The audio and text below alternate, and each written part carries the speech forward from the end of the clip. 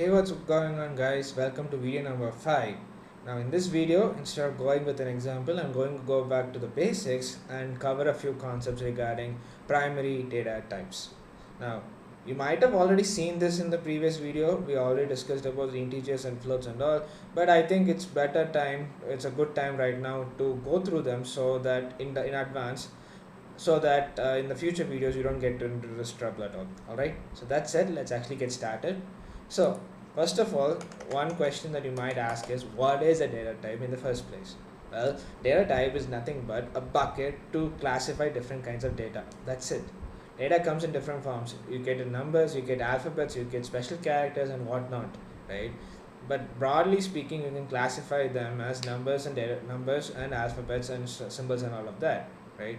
So in numbers alone, you have like different different types of data, right? Now you have values that store only one particular value. I mean variables that store one particular value, a series of values. We'll all go to that step by step. All right. So first, this program is for primary data types. All right. So let's get started. First things first. Let's actually talk with the most commonly used data type, float.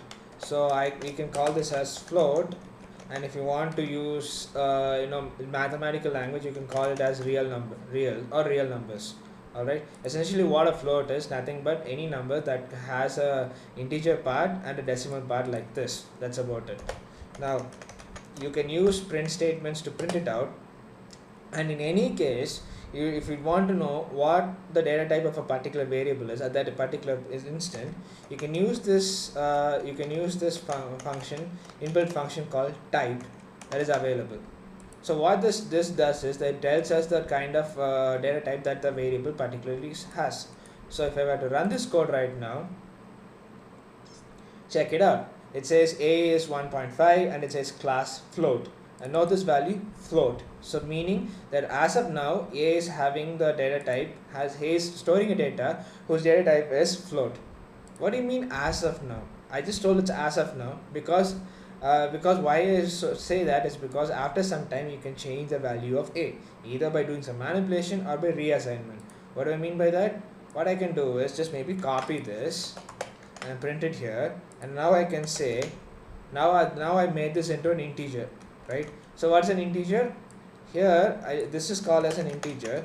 Essentially what an integer is, and just a number without any decimal points. It can be positive, negative, 0, whatever it be, but it doesn't have any decimal points. That's about it. And to check if this is working out fine, let's run this code again. And there you go. When I put a equals 5, not only did the value change, but the class also changes.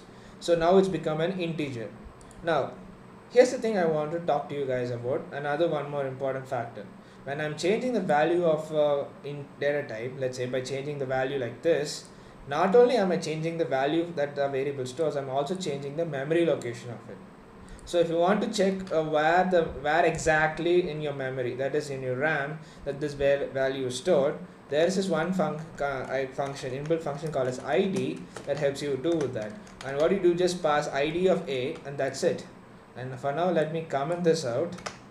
Let's just look at this one for a moment. And it says this big number over here. What is this number? This is actually the number of the starting value of this float.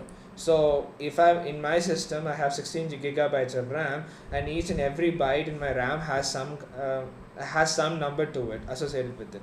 So this is the number this is the number that's citing the first byte in which my data is being stored over here. Right now, if you're asking me if will the data type change when the data type changes, what will happen? The data type changes. So let's check it out. If I put id of a and print that as well, obviously the value of a will change because of this assignment. Fine. Now let's check this out. And sure enough, you see there is a extremely different memory ID now. Earlier it starts with 1.4, now it's at 9.4, clearly indicating that the data type has changed. Now if I were to run this again, the data allocation might be different now, and it might be at different places. right? So that's a one way to look at it. If you want to find the memory location, this you can use this. May not be that useful for may not be that useful right now for simple cases like this, but maybe in advanced case this might be of help. Yeah, I thought of just letting you guys know. Now, not only have floats and integers, you have other types of data numbers too in data types. One of them is actually complex numbers. This actually comes often. This actually comes often in cases of complex mathematical arithmetic.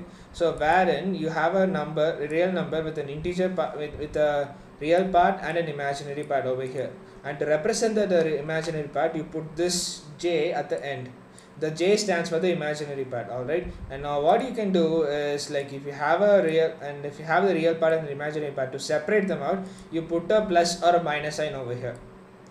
This plus or a minus sign is actually the sign of the this is actually the sign of the complex part, the imaginary part. Okay, now if I were to run the same code again, there you go. Memory locations have changed substantially, and you have the class called complex, right? Why is it called class though? Why can't it be just data type? Just think about it. Why is it called class? I'll talk to you guys about this in a future video, but just think about why is it called class. All right. Now, not only that, you have another data type that is available called as the logical data type. This is nothing but our true or false, right? This is nothing but the true or false answers. Like, for instance, when you're running the if statements and all, if you say a condition is true, you have to return something like true, right? That's where it's useful. If you want to make a decision between a yes or no decision or true or false decision, there this kind of thing helps. And this is one other data type that is available. So true or false. And not only and with that, just one more data type that is important. That's very important. That's a string data type. All right.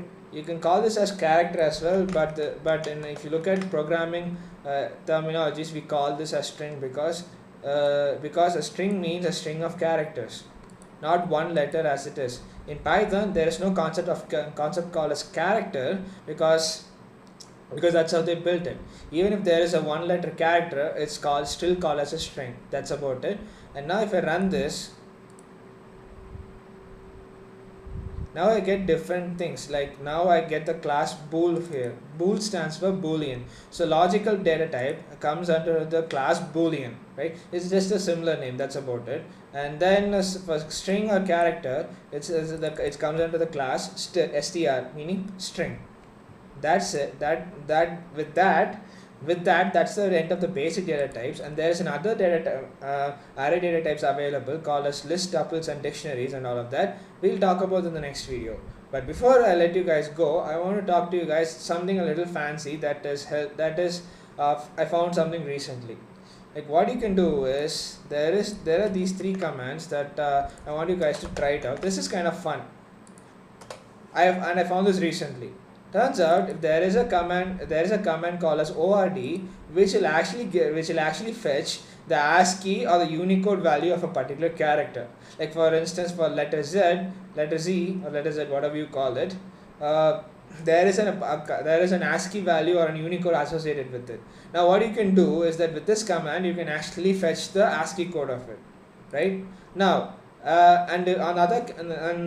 this command chr, it does the exact opposite. Here you gave a character and fetch the ASCII code or Unicode. Now here you give in the Unicode and fetch the character in the reverse order. So chr command does that. For instance, let's try this. Let's run this out. And there you go. The ASCII or the Unicode value for small z is 122, and there you have it over here.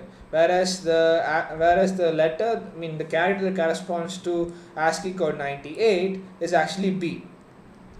And the Unicode value, the symbol that corresponds to the Unicode 32,250. Is that how you pronounce, or you pronounce it as 32250? If any of you guys are computer science majors or something, tell me why. Tell me how you pronounce it. But anyway, I'm going to go with like 32,250. For that, the corresponding ASCII code is this. Symbol is this. I honestly don't know what it is. Is this Japanese or Korean? I have no clue. So I'm not going to. I'm going to stop it there. But this is kind of fun. You can just change the ASCII value and code and check it out. Check it out, and maybe you can maybe as an exercise if you want, you can just write out all the numbers and print out the ASCII numbers for each and every. I mean, the ASCII code and for each and every numbers. You know what? Maybe I will do that as a program. Maybe in a future video. That's it. Thank you for guys for watching. That's all I have for you all in this video, and I'll see you guys next time.